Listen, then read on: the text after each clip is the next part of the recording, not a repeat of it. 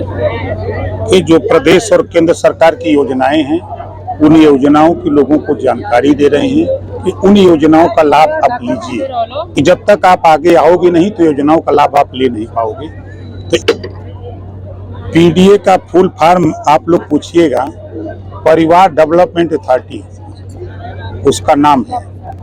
इस नाते कि जब सरकार बनती है तो बोरा का बोरा वोट मुसलमान देता है, सरकार बनने के बाद उसको खाली झोरा थमा दिया जाता है। कानून को अपने हाथ में लेगा, आतंकवादी गतिविधि में लिप्त होगा, उसके साथ वही सलूक होगा जो कानून कहता है, कानून के दायरे में कार्रवाई होगी। हमारी पार्टी चुनाव नहीं लड़ेगी, 10 सीट पर हम लोग काम कर रहे हैं। हम चाहे वो मिर्जापुर की बात हो, चाहे अयोध्या की बात हो, चाहे अम्बेडकर नगर हो, चाहे अलीगढ़ हो, चाहे आपके संभल हो, चाहे गाजियाबाद हो, 10 सीट पर हम कार्यक्रम अपनी पार्टी का खुद संगठन धरातल पे हम लोग बना रहे हैं।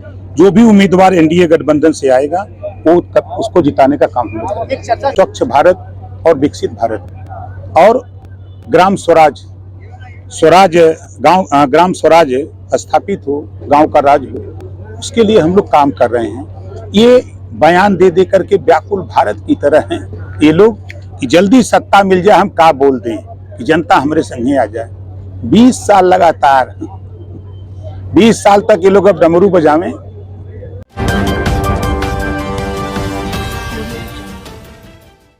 गाजीपुर में यूपी के कैबिनेट मंत्री सुभाषपा के राष्ट्रीय अध्यक्ष ओम प्रकाश राजभर ने जम पर सपा पर साधा निशाना। पीडीए के फुल फॉर्म को उन्होंने बताया परिवार डेवलपमेंट अथॉरिटी। वहीं ओम प्रकाश ने अमेठी कांड को लेकर बोले, मामला प्रेम प्रपंच का, उसमें लॉ एंड ऑर्डर का सवाल कहाँ। वो भी राजभर यही नहीं रुके, रेप की हर घटनाओं में सपा के लोगों का आता है नाम। उन्होंने कहा मुसलमान बोरा भर का वोट देता है, लेकिन सरकार बनने के बाद उसे खाली झोला थमा दिया जाता है। नसरुल्लाह की मौत और यूपी में समर्थन रैली को लेकर बोले, कोई भी कानून हाथ में लेगा आतंकवादी गतिविधियों में लिप्त होगा, उसके साथ वही सलूक होगा जो कानून कहता है। उन्होंने उपचुनाव को लेकर बोला, 10 सीटों पर एनडीए प्रत्याशी को जिताने का काम करेंगे। गाजीपुर के सांसद अफजाल अंसारी के बयान पर बोले, बयान देकर लोग व्याकुल भारत की तरह हैं। अब 20 साल लगातार ये लोग सिर्फ डमरू बजाएं। ये सभी ओम प्रकाश राजभर ने सुभाषपा की आयोजित रैली लंका मैदान में जनसभा को संबोधित करते हुए कहा। तो आइए सुनाते हैं उन्होंने क्या कहा।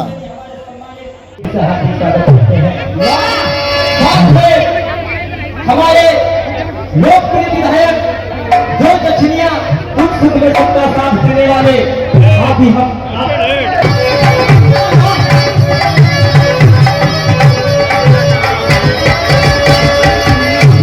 महारैली के माध्यम से अपने लोगों को क्या संदेश देंगे? कि जो प्रदेश और केंद्र सरकार की योजनाएं हैं, उन योजनाओं की लोगों को जानकारी दे रहे हैं कि उन योजनाओं का लाभ आप लीजिए। आप एप्लीकेशन बनाइए, हमको दीजिए, उस योजना हम आपके घर तक पहुंचाएं।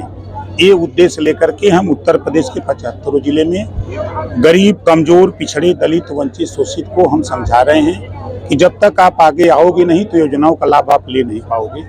तो इसी उद्देश्य से ये कार्यक्रम पूरे 75 जिले में हम लोग चला रहे हैं। क्या रिस्पांस मिल रहा है? अब आपके सामने है। आप पिछड़े दलितों की बात करते हैं, जबकि एक पार्टी के द्वारा पीडीए भी चलाया जा रहा है। पीडीए का फुल फॉर्म आप लोग पूछिएगा, परिवार डेवलपमेंट अथॉरिटी उसका नाम है। इस नाते कि जब सरकार बनती है तो बोरा का बोरा वोट मुसलमान देता है, सरकार बनने के बाद उसको खाली झोरा थमा दिया जाता है कि तुम एमएलए बन सकते हो, एमपी बन सकते हो, लेकिन तुम समाज के बच्चों को, बेटियों को सिपाही, दरोगा, बाबू, चपरासी, तहसीलदार बनाने के लिए अपने मुखिया के सामने लड़ नहीं सकते। यही पीडीए का मतलब है। राजभर जी, इस पूरे प्रदेश में कानून व्यवस्था की बात की जा रही है, लेकिन अमेठी में जो पिछले कल हुआ है, एक ही परिवार के 4 दलितों की हत्या की गई है।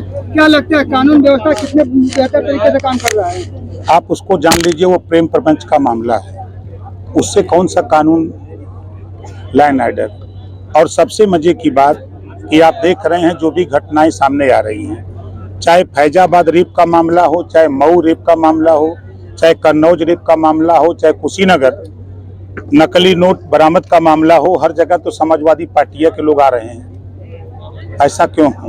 अभी एक पूर्व विधायक और एक उनके भाई वो भी रेप के मामले में फंसे हुए हैं कल का।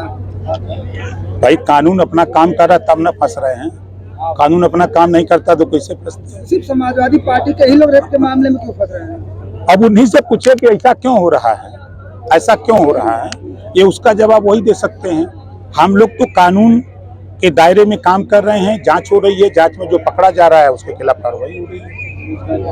ऐसे में अगर बात किया जाए विदेश नीति की, तो लेबनान और इजराइल में लड़ाई चल रही है। लेबनान के नसरुल्लाह की जो मौत हो गई है, बावजूद इसके जो यूपी में बहुत सारे जो मुसलमान हैं उनके समर्थन में रैलियां तक निकाल रहे हैं। देखिए, कोई भी कानून को अपने हाथ में लेगा, आतंकवादी गतिविधि में लिप्त होगा, उसके साथ वही सलूक होगा।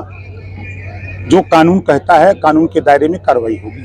मंत्री जी, चुनाव होने जा रहा है ये उत्तर प्रदेश में, इसमें आपकी पार्टी कहाँ तक काम करेगी? हमारी पार्टी चुनाव नहीं लड़ेगी, 10 सीट पर हम लोग काम कर रहे हैं। हम चाहे वो मिर्जापुर की बात हो, चाहे अयोध्या की बात हो, चाहे अम्बेडकर नगर हो, चाहे अलीगढ़ हो, चाहे आपके संभल हो, चाहे गाजियाबाद हो, 10 सीट पर हम कार्यक्रम अपनी पार्टी का खुद संगठन धरातल पे हम लोग बना रहे हैं। जो भी उम्मीदवार एनडीए गठबंधन से आएगा वो उसको जिताने का काम होगा। एक चर्चा चल रही है कि आरक्षण में जो वर्गीकरण की बात की जा रही है, आने वाले समय में फिर से जो है कृषि को मुद्दा बनाया जाएगा और आरक्षण में वर्गीकरण कर दिया जाएगा। 22 साल से हम कह रहे हैं ना ये बात। देखिए, रोहिणी आयोग का गठन हुआ दिल्ली में, माननीय प्रधानमंत्री जी के नेतृत्व में। रिपोर्ट तैयार हो गई, उसकी समीक्षा भी हो गई, अब उसको लागू करने की तैयारी हो रही है।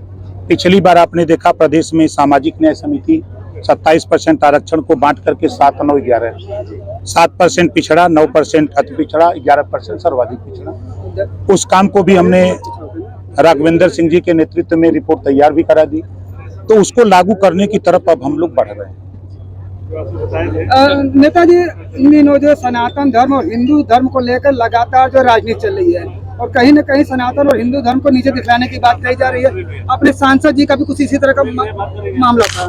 देखिए, हम लोग काम कर रहे हैं। अभी 2 अक्टूबर गांधी जयंती के दिन आपने देखा कि पूरे देश में प्रधानमंत्री जी के जन्मदिन 17 सितंबर से लेके 2 अक्टूबर तक हम लोगों ने सफाई अभियान, जो गांधी जी का सपना था कि राजनीतिक भागीदारी तो मिल गई, लेकिन स्वच्छ भारत और विकसित भारत और ग्राम स्वराज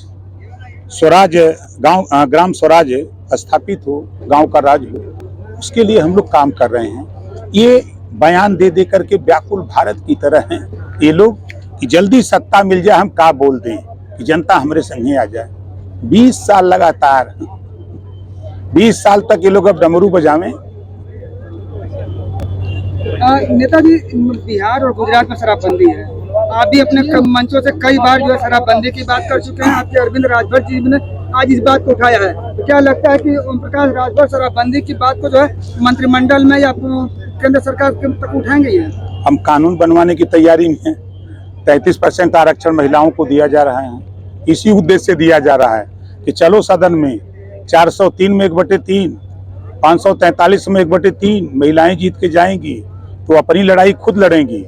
हम अगर नहीं लड़ने में कमजोर हैं तो इनको वहां पहुंचा करके, मोदी जी की सोच है कि ये खुद सदन में आवे, ये अपनी लड़ाई जो जिस चीजों को लेकर पीड़ित हैं उसका कानून यहाँ बना करके वो खुद आगे आकर के कानून बना। यानी कि शराबबंदी के पक्ष में है आप भी? हम तो हमेशा 22 साल से लड़ते आए हैं।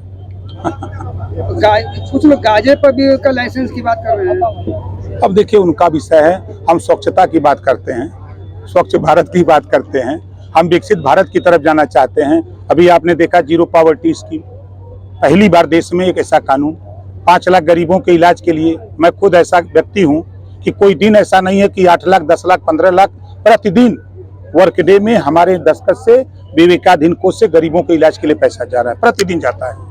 मंत्री जी, अभी जो इजराइल में लड़ाई चल रही है, अभी आपके विधानसभा क्षेत्र का मजदूर गए हैं, वहाँ पे कुछ जखनिया विधानसभा के मजदूर गए हैं, उसका क्या लग रहा है? उसके बारे में कुछ अपडेट है, क्या जानकारी है कि किस तरह की सुविधाएं मिल रही है? एक पत्र मिला हमको, उस पत्र को हमने दिल्ली बात किया कि इस तरह के लोग फंसे हुए हैं, तो उनका डिटेल इकट्ठा किया जा रहा है, उनको सुरक्षित वहां से वापस भारत लाने की तैयारी हो रही है। परिवार वालों से कुछ बात हुई आपकी? नहीं, परिवार से हमारी कोई बात नहीं, किसी ने पत्र मुझे दिया था, उसी पत्र पे मैंने कार्रवाई शुरू। टीम न्यूज़ टुडे 24 बने रहे ऐसी ताज़ा तरीन खबरों के लिए। नमस्कार।